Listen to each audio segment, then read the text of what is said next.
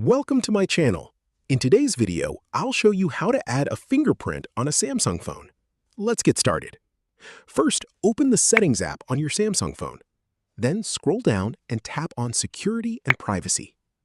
Inside Security and Privacy, tap on Lock Screen and Security. If your phone already has a screen lock, enter your PIN, password, or pattern to continue.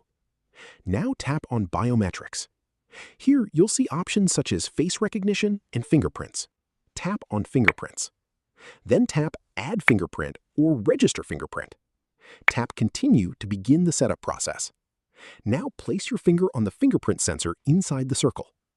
Lift your finger whenever the circle is fully highlighted, then place it back on the sensor again.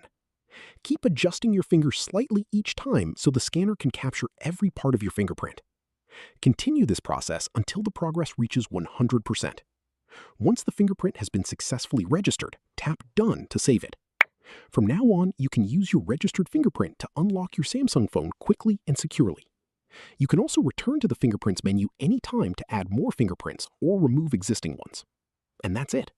If you like the video, like, subscribe, and press the bell icon for more helpful tutorials.